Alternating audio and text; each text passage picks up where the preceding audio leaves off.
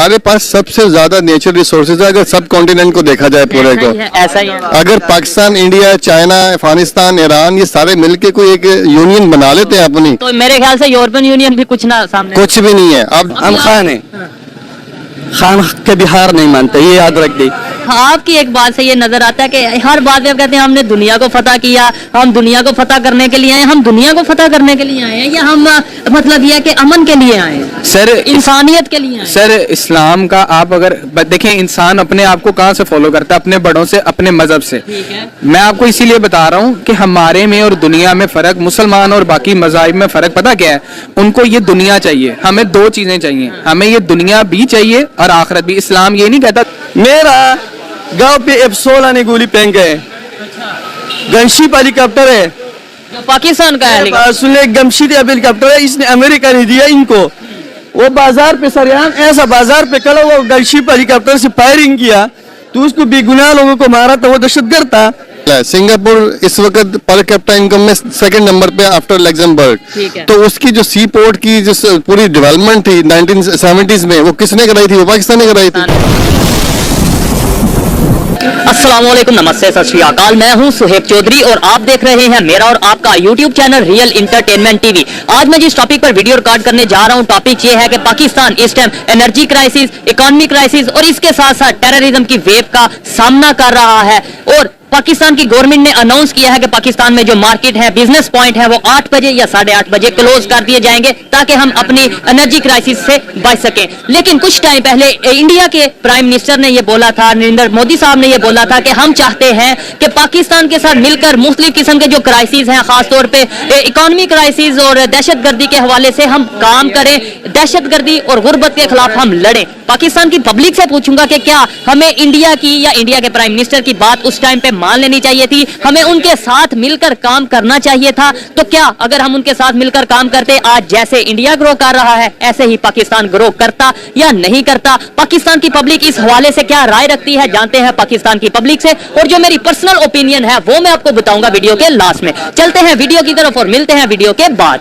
अस्सलाम वालेकुम। वालेकुम। आपका नाम? साकिब। क्या करते हैं आप? मैं हेड ऑफ सस्टेनेबिलिटी हूँ सफाई एक्सेल में। ठीक है, जबरदस्त। मैं जिस टॉपिक पे वीडियो रिकॉर्ड कर रहा हूँ वो ये है, अभी पाकिस्तान की गवर्नमेंट ने अनाउंस किया है कि 8 बजे 8:30 बजे हम बिजनेस पॉइंट बंद कर देंगे, मार्केट्स को बंद कर देंगे ताकि हम अपने एनर्जी क्राइसिस से बच सकें, बिजली को बचा सकें। क्या ये कोई हल है? क्या ऐसे एनर्जी क्राइसिस का सामना किया जाता है? देखिए, अगर क्राइसिस की बात है ना, तो क्राइसिस को हल करने के लिए सोल्यूशन बहुत है। अगर प्रैक्टिकली देखा जाए, जो हमारा रिलीजन कहता है उसको भी देखा जाए और बाकी चीजों को देखें, तो ऑब्वियसली उनकी बात ठीक है कि 8 बजे दुकानें बंद हो जानी चाहिए। आप यूरोप में जाएं, जिस मर्जी कंट्री में जाएं, तो वहाँ भी उनकी भी स्पेसिफिक टाइमिंग है। तो जब आपकी स्पेसिफिक टाइमिंग में चीजों को मैनेज कर सकते हैं तो वो होनी चाहिए। लेकिन 1 हफ्ते 2 हफ्ते के लिए जब हम एक रूटीन बनाएंगे या कोई पॉलिसी बनाएंगे तो शायद उससे सारा डिस्टर्बेंस क्रिएट होगी। ये तो तब है जब हम लॉन्ग टर्म अपनी पॉलिसी ऐसी बनाए, मेरे ख्याल में। नहीं, ऑब्वियसली ये लॉन्ग टर्म ही होनी चाहिए। मैं गवर्नमेंट पर्सपेक्टिव से बात नहीं कर रहा, मैं प्रैक्टिकली बात कर रहा हूँ कि आपकी सोशल लाइफ भी इसके साथ मैनेज होती है। आपको देखा है कि आपने कोरोना की दुनिया में जब चीजें मैनेज हो रही थी, बड़ी टाइमिंग 5 बजे 6 बजे चीजें बंद हो रही थी, उसके बाद आपके पास सोशल लाइफ के लिए टाइम था।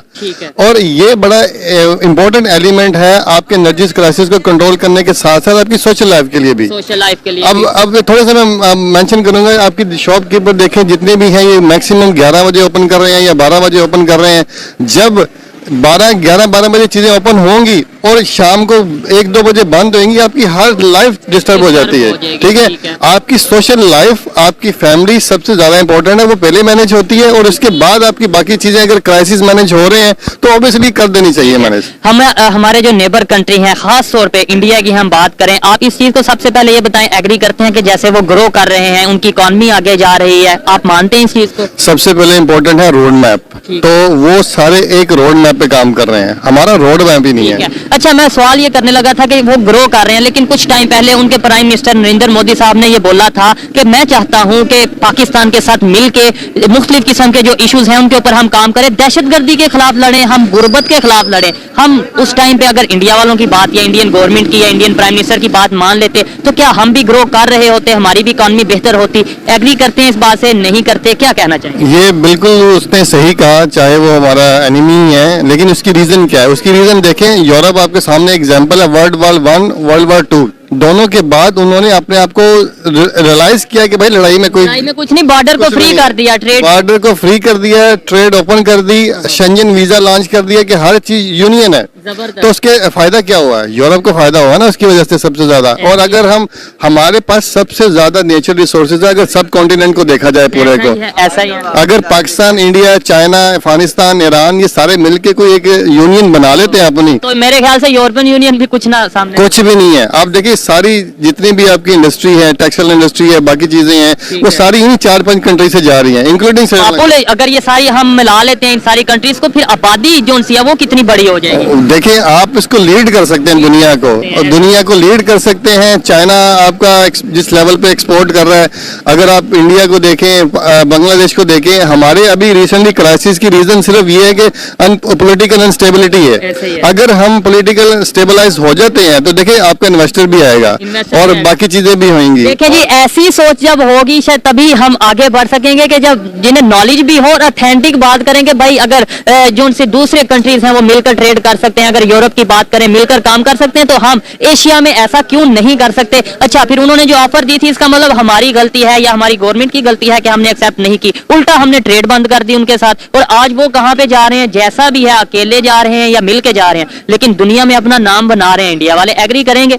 बिल्कुल एग्री करूंगा। उसकी रीजन ये है कि जब तक आपकी यूनिटी नहीं होगी आप नहीं कर सकते। अब हमारे पास क्राइसिस ये है कि हमारी जितनी भी शिपमेंट है, जितना भी रॉ मटेरियल वो पोर्ट पे फंसा पड़ा हुआ है। अब पोर्ट पे रिलीज नहीं होएगा, हमारा रॉ मटेरियल आएगा नहीं, हम एक्सपोर्ट नहीं कर सकते। जब तक एक्सपोर्ट नहीं कर सकेंगे तो हमारी इनकम भी नहीं है, कोई सोर्स ही नहीं है।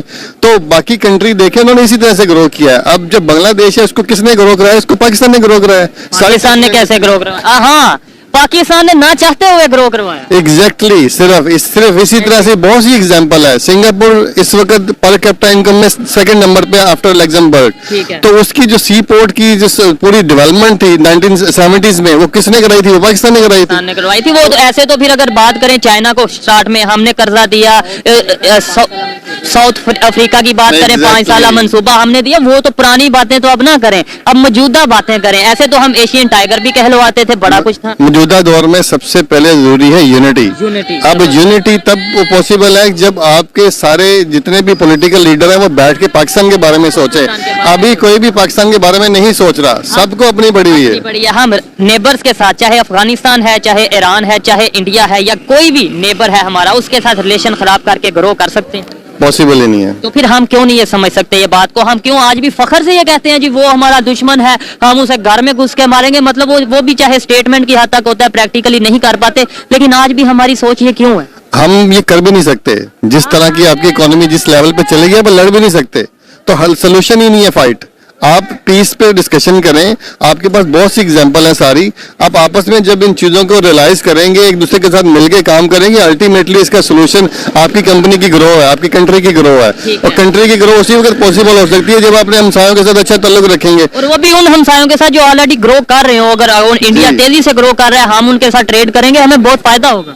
अब देखें ना, अफगानिस्तान का जो करेंसी है वो पाकिस्तान से 2 टाइम ज्यादा, उससे भी ज्यादा जा चुकी है। उसकी रीजन क्या है कि वहाँ फिलहाल वो स्टेबिलिटी पे काम कर रहे हैं, बाकी चीजों को इम्प्रूव कर रहे हैं। अगर हम नहीं करेंगे इस पे तो अगले चंद माह बहुत क्रिटिकल हैं, बहुत क्रिटिकल हैं पाकिस्तान के लिए। अल्लाह से दुआ की जा सकती है कि हमें कंट्री को सेव करे। कंट्री है तो सारा कुछ है, ये पाकिस्तान है तो हम हैं। ये पॉलिटिकल लीडर्स को, एस्टेब्लिशमेंट को, सबको ये समझना चाहिए, वो अपने अपने पर लड़ रहे हैं। ये तो हमने पॉलिटिकल लीडर और एस्टेब्लिशमेंट की बात कर दी। मेरी अगर जिम्मेदारी की बात करें, आपकी जिम्मेदारी बात करें, और पब्लिक की, मतलब हम पब्लिक की बात करें, पाकिस्तान के पब्लिक की, तो उनकी क्या जिम्मेदारी है? वो क्या अपना रोल प्ले कर सकते हैं अपने नेबर्स के साथ रिलेशन बेहतर करने में, या फिर पाकिस्तान को आगे लेकर जाने में? सबसे पहले तो हम रोल ये प्ले कर सकते हैं कि गवर्नमेंट जो इंस्ट्रक्शन दे रही है, चाहे किसी को पसंद है, गवर्नमेंट नहीं पसंद, लेकिन ये जो क्राइसिस इस वक्त आए हैं वो यूनिटी सबसे इम्पोर्टेंट है। तो अभी जैसे आपने बात किया था कि टाइमिंग का, तो टाइमिंग का अगर कोई इम्पैक्ट होता है, देखें बिजनेस भी इम्पोर्टेंट है।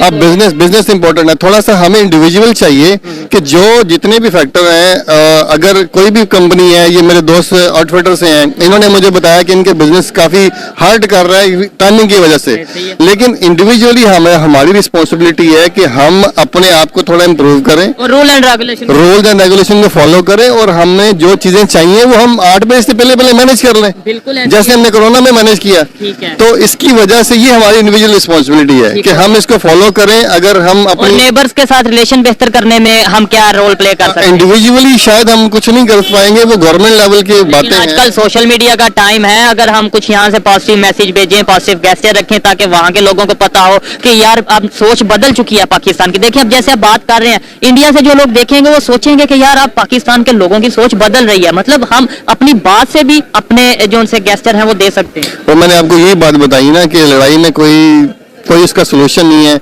यूरोप ने 2 जंगें लड़ के समझा है और हम समझ नहीं पा रहे। उसकी रीजन ये है कि बहुत सी ऐसी हमने तो 4 लड़ ली हैं और वो भी वो फिर भी हमें समझ नहीं आ रही। तो ये सोल्यूशन नहीं है, जो जंग है या फाइट है आपस में सोल्यूशन नहीं हो सकता किसी भी प्रॉब्लम का। उसका सोल्यूशन यही है कि आप आपस में बैठ के एक सॉर्ट आउट करें, ट्रेड करें। ट्रेडिंग से क्या एडवांटेज होगा कि जो चीज़ें ज़्यादा एक्सपेंसिव यहाँ है पाकिस्तान में, वो हम इंडिया से परचेज करके मैनेज कर सकें। आप गाड़ियाँ देख लें, सेम गाड़ियाँ वहाँ 50% लेस कॉस्ट पे अवेलेबल है। 50% आपने अभी कम बताया, ऑलमोस्ट ये यहाँ पे गाड़ी मिलती है वो अगर 25 लाख की है तो वहाँ पे ऑलमोस्ट वो 8, 9, 10 लाख की। एग्जैक्टली। तो ये तब पॉसिबल हो सकता है कि जब हम आपस में रिलेशन अच्छा करेंगे। तो इसके लिए हमें भी चाहिए इंडिविजुअली जहां तक हम अपना मैसेज कन्वे कर सकते हैं, और सेकेंडली गवर्नमेंट लेवल पे भी ये चीजें चाहिए कि हम इसको इम्प्रूव करें ताकि हमारा रिलेशन बेहतर हो आपस में। इम्प्रूव करें तभी हमारा रिलेशन बेहतर हो पाएगा। बहुत अच्छा लगा इनसे बात करके। ऐसी सोच अगर पाकिस्तान में मौजूद होगी तो कहीं ना कहीं उम्मीद भी मौजूद होगी। आइए मजीद किसी से बात करते हैं। बहुत शुक्रिया ब्रदर। थैंक